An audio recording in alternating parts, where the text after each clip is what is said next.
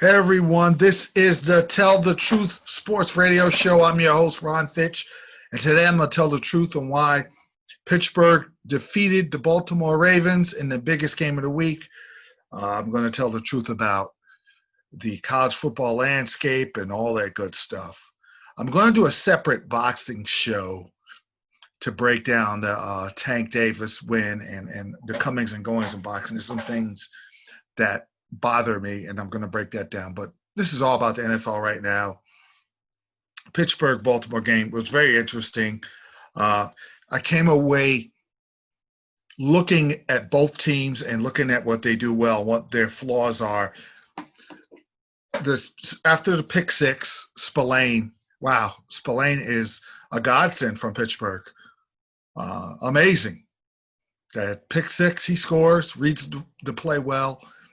The Steelers are on their way, I believe, to possibly a comfortable win if Cam Hayward doesn't commit the unnecessary roughness penalty. And I was, as a Steelers fan, I was mad by Russ. I think he lost his bearing when he saw Jackson scramble. I believe he thought Jackson was still in bounds, so he pushed him out of bounds, and they threw the flag, and he didn't see that. So that was kind of an honest mistake, but it cost the Steelers dearly because it woke the Ravens up. They come right back down the field, and Jackson passes to Miles Boykin for a touchdown. And from that unnecessary roughness penalty on, they dominated the Steelers, putting up 10 more points. It could have been more, but Bud Dupree was having a great season, strips Jackson at the goal line. It could have been 24-7, but the Steelers did a pretty good job of keeping it close enough where it's a manageable. You have a chance to win after the second half. It's 17-7, Baltimore. So in the third quarter, Baltimore has the ball with it.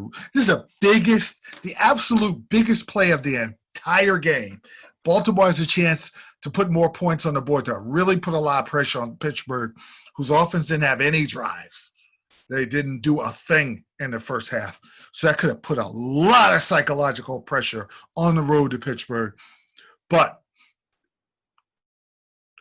Lamar Jackson throws a bad interception to Alex Highsmith. He lobs the ball right into his hands. The Steelers have the short field, and it's 24 yards, so they go right down the short field, and they end up scoring a big touchdown to Eric Ebron, 18-yard touchdown, 17-14. Now, psychologically, you're okay. We played terrible, but we're only down 3, and we're in this game. We get some stops. We take the lead. Now we're feeling good. We're gonna do what we've done all year. The Steelers get stops. They get their first big drive of the game, and they ended up taking the lead.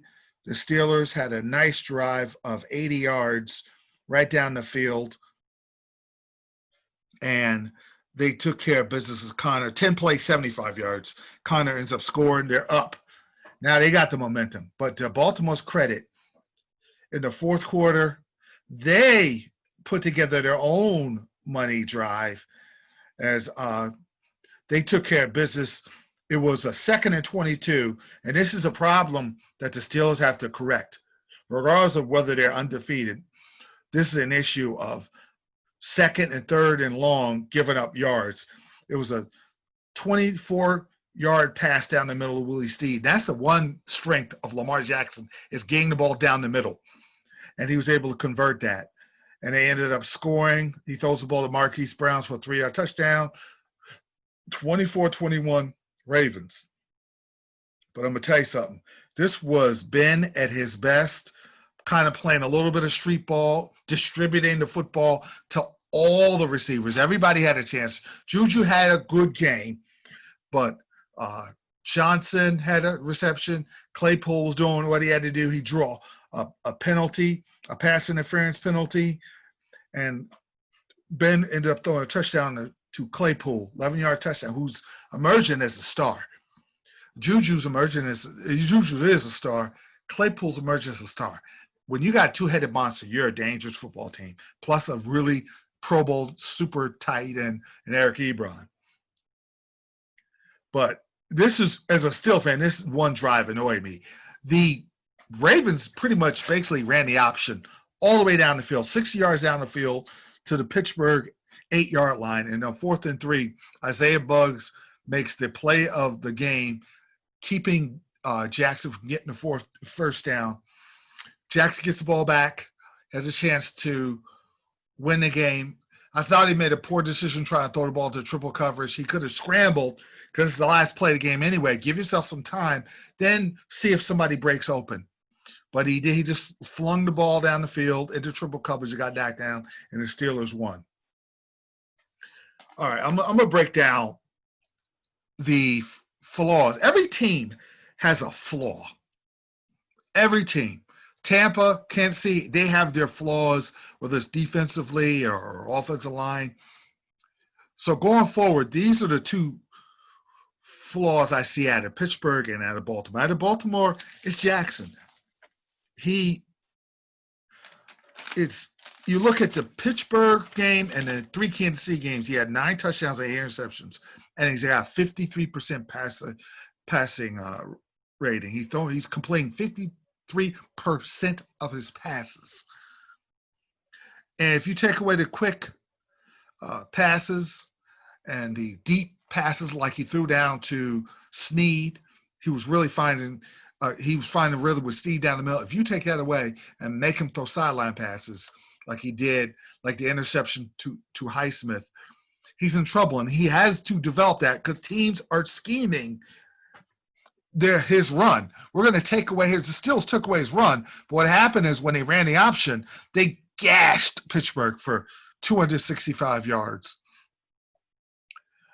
That's a weakness in Baltimore is teams are just going to they're going to scheme the heck out of them.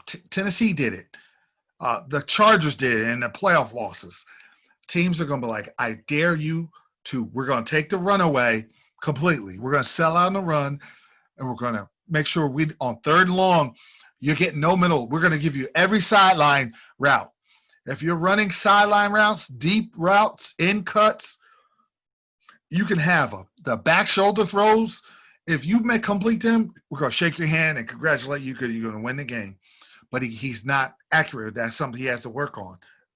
That's the only way Baltimore. And another thing, Baltimore's a little suspect. If they're not getting their blitz home, I'm not a big fan of Peters. Humphreys is good. He committed a bad penalty with Claypool, but Humphreys, for the most part, is good.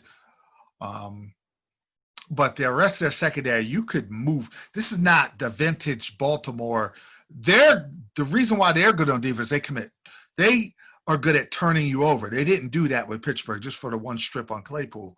They're good at getting the pressure with the blitzes. They're very good with that. Wink Martindale does a good job with that. But you could pass the ball a little bit on Baltimore.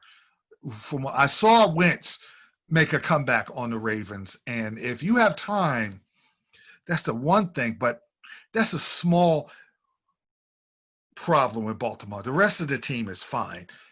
But Jackson, he has to get better if they have any chance. And I don't see it this year because I think he needs another year of just getting in the reps and just seeing it. Is he capable of making that progression? That's the key. Can he progress? He hasn't progressed where you need to be as far as having your quarterback beat a Mahomes or a Brady or even a Roethlisberger. But now the Pittsburgh problem, the secondary is a concern. Just some of the break, they can play really good, and then they'll just have some bad 3rd down long breakdowns. 3rd and 22, the other team is completing a 35-yard pass. That's inexcusable. 3rd and 15, that's a penalty. 3rd and 14, the other team is is completing a 20-yard pass down the field. That's just inexcusable. Now, yesterday they got ran on because of when Hayward committed that penalty, that added snaps.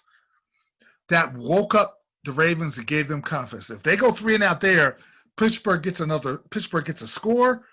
Now the Ravens have to pass the ball, and you might not have as many snaps, and Pittsburgh could win comfortably. But because they didn't, you had that one long 20-play drive that resulted in a field goal at the end of the half. But what it did, it was like body blows. It wore the defense out. They're normally good, but their run defense was putrid in the second half, giving up 265 yards, over 100 to Dobbins, and Gus Edwards had over 80 yards. It was just bad.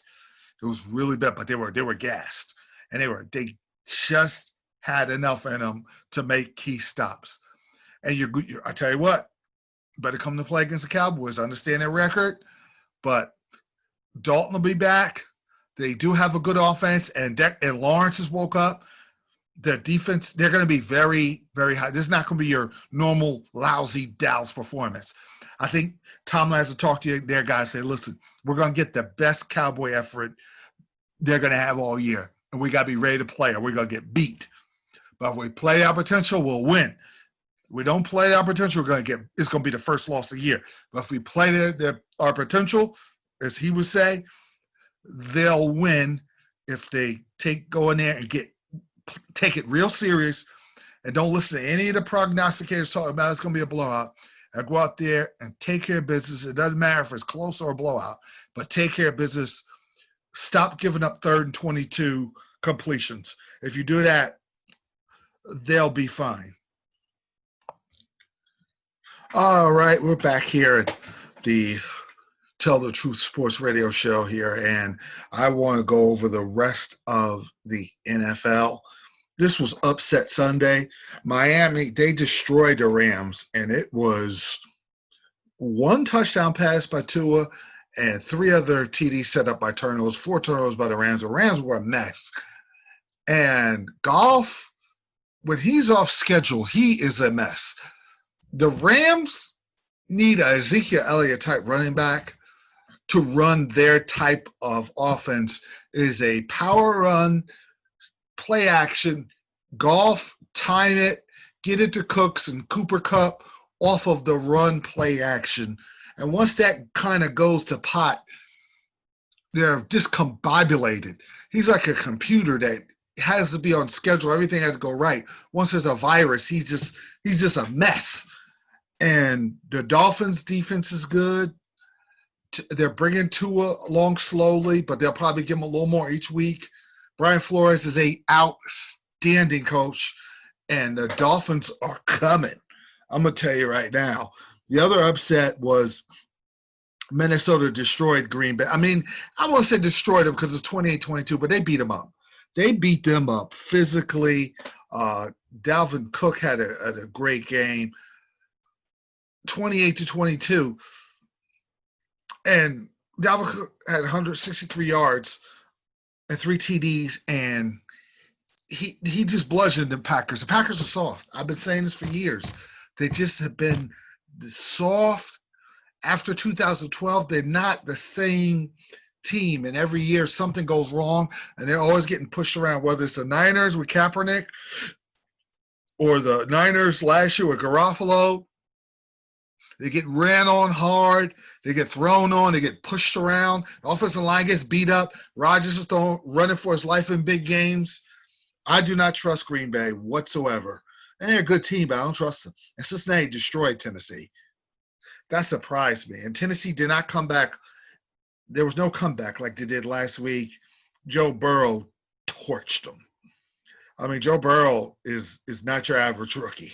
I'm going to tell you right now. He had 26-37, 249 yards and 2 touchdowns, and he was bringing it.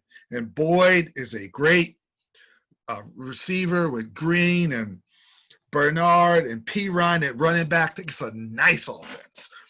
And they're going to be a pain in the neck. And as a Steeler fan, I look at the schedule. Oh, this is easy. You got this. The Cincinnati games, you better come to play. Better come to play. Now, I just got to update that. Andy Dalton is not playing this week against the Steelers. So that makes it a lot more easier of a game. It would have been a little different with Dalton, but he's not there. And the Cowboys lost to the Eagles. The Eagles are in first place.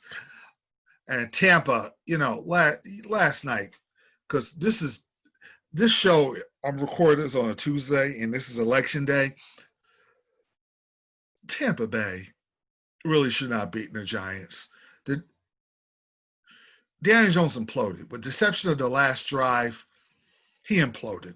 Interceptions, bad throws. He missed two guys streaking down the field for touchdowns, wrong reads. It was bad. He kind of forced this game down Tampa's throat. Tampa was dominated by the Giants, but they figured out a way to win, and that was big because they got the big game against New Orleans next week. Indianapolis looked really good. They beat Detroit, and Detroit was they were on a little winning streak. They went to Detroit and slaughtered them. And Phil Rivers got his mojo back. 3 TDs, 262 yards. Nyheim Hines was really good at the receiving, 2 touchdowns receiving, and two spectacular somersaults in the end zone. The end zone dance was great. So I give him an A+ on that. But Indianapolis is tied with Tennessee now. And Indianapolis and Tennessee played twice. And one is on Thursday night. Some of the Thursday night games are bad. That's a huge Thursday night game. And Tennessee and Indianapolis are tied. And with Baltimore losing, they're in the wild card spot. Vegas and Miami are in it. Even Denver with a ridiculously bad loss for San Diego. Denver's in at 3-4 with a game back of the 8th spot because there's 8 teams getting in this year. But everybody's going to be the Steelers, Kansas City, Buffalo. I would say Tennessee and Indianapolis on the periphery, but Kansas City, Buffalo, Pittsburgh will be fighting for that 1 seed because there's only 1 seed gets a bye. And for Pittsburgh to get the bye, they got to win all the games they're supposed to win.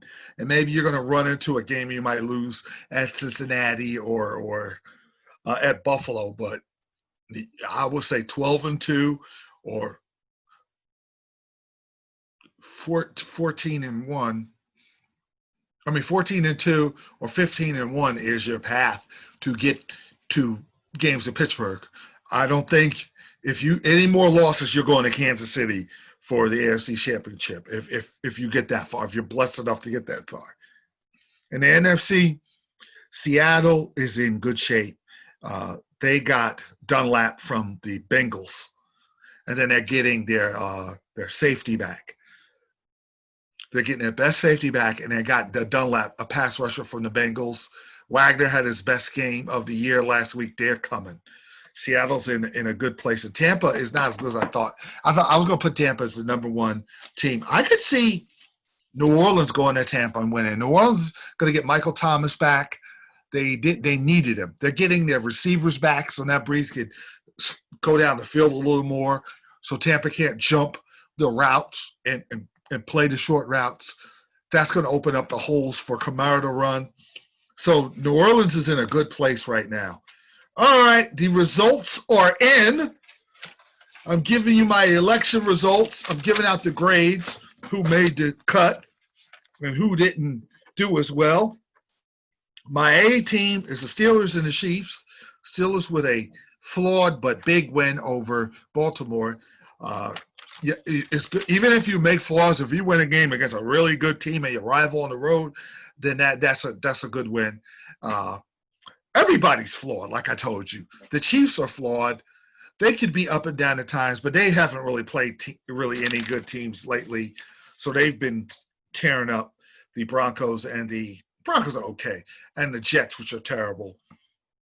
So those teams are – I'm dropping Tampa to A- because they don't win that game without Daniel Jones' help. Daniel Jones – now, you could say Lamar Jackson helped out the Steelers with his interceptions, but Daniel Jones' interceptions were ridiculous. Getting sacked, about to get sacked, just throws the ball up.